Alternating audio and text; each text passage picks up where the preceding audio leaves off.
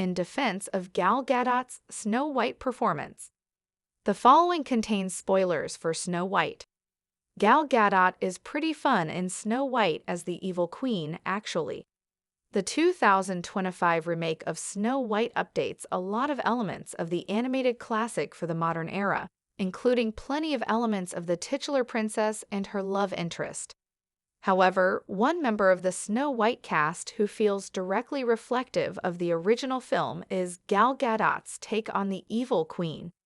Despite having few villainous roles to her name, Gadot throws herself into the part.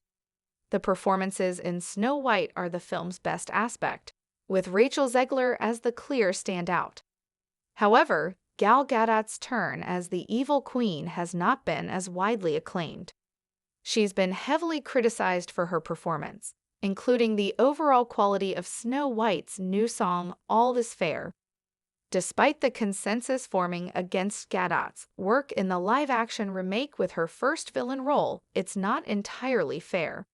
She plays the character from bombastic highs to some surprisingly subtle touches during her best scene in the film. As a result, I really liked Gal Gadot's turn as the evil queen in Snow White. Despite not having much experience playing villains before taking on the role of the evil queen in Snow White, Gal Gadot's best moments in the film suggest she might have potential playing antagonists. While Gal Gadot is best known for her heroic roles, the evil queen is an archetypical villain that the actor leans into with gusto.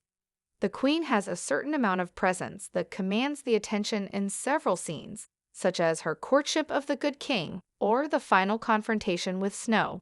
There's a scene early in Snow White that underscores this element of the performance, where she speaks with Snow White while eating. She punctuates each statement by cracking shellfish, silently judging Snow for her optimistic perspective of the world at large. It's one of the more character-driven scenes in the film, with no CGI dwarfs or lackluster musical numbers to distract from the performances. Gadot is good in this scene, especially foreboding and intimidating towards Snow, without losing that self-aware touch that brings just enough levity to keep the queen from feeling out of place. Gal Gadot was working consistently before her breakout role as Wonder Woman in the DC Extended Universe.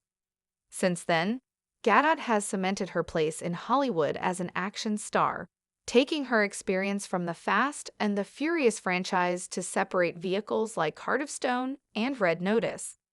This reliance on a certain kind of role and lack of character range has led to some of the criticism pointed towards Gadot by audiences, which made her casting as the queen all the more surprising. Gadot doesn't give the evil queen an action makeover and plays her relatively straight.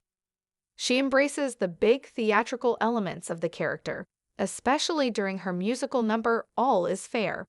While the song can't compete with many other Disney musical mainstays, Gadot gives it an admirable go.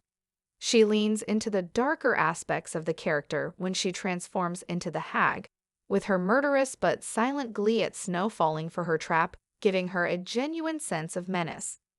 Gadot stepped out of her comfort zone by playing the vain and cruel evil queen as big as possible, and it largely works.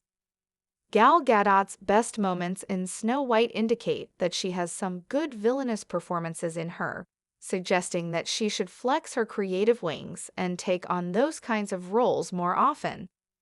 Gadot could play the big arch-villain, similar to her bombastic performance as the evil queen.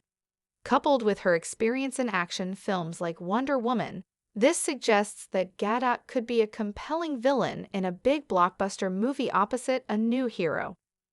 The more interesting approach could be to replicate the kind of chemistry Gadot found with her co-star Rachel Zegler, using minor physicality and glances to communicate a wealth of darker intentions and attributes.